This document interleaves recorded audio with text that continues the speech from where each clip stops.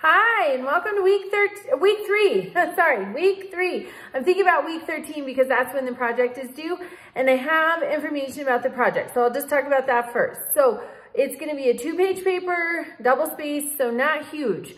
What I want you to do is I want you to find Article 3 in the Constitution of the United States. I want you to read it. I want you to see if that article provides for judicial power. If so, I want you to quote the part of Article 3 in your paper that grants judicial power to the United States. Then, I want you to find a Supreme Court case within our text or the scope of our class, which is anything between 1877 and present day. And I want you to find a case that interprets a part of the Constitution.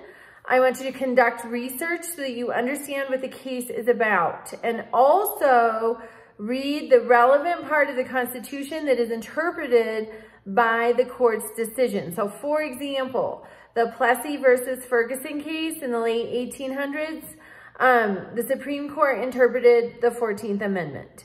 They created the separate but equal doctrine out of that, which allowed for segregation in public places.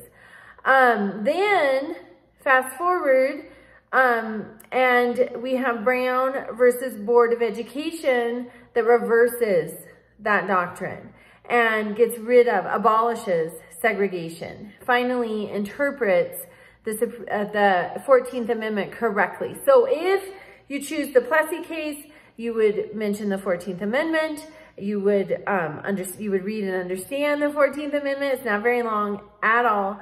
And then you would go to the Brown versus Board of Education case and, point out how it reversed the Plessy case. And also dissents are important in Supreme Court cases. For example, in the Plessy case, Justice Harlan vehemently disagreed with the court, and Brown versus Board of Education, they side with Justice Harlan.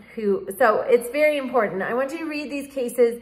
I want you to understand, or at least research about them. You don't have to read the court's opinions.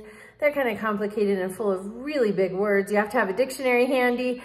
But I want you to understand, because we have several important court cases throughout our class, and several that affect us today, and that are important. And it's important to understand the Supreme Court functions.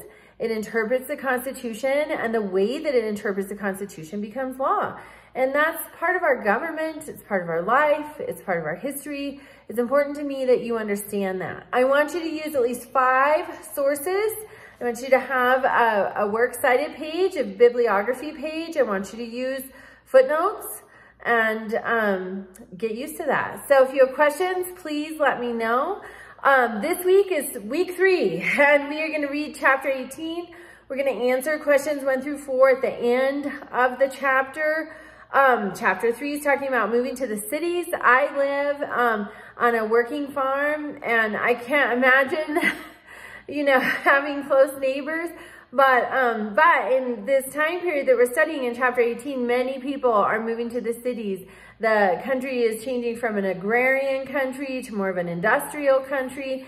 And so there are problems with the infrastructure. When you get a lot of people, the roads, the sewer, there's so many things that just are not ready to handle the influx of people. And it takes a little bit for civilization to catch up. So we're going to learn about some of that. Also, immigration was big then. We wanted to stop a lot of immigration. So this is a good chapter. It's very interesting. And you might see some parallels to today and issues we're having today. Please reach out to me with any questions, and have a great week.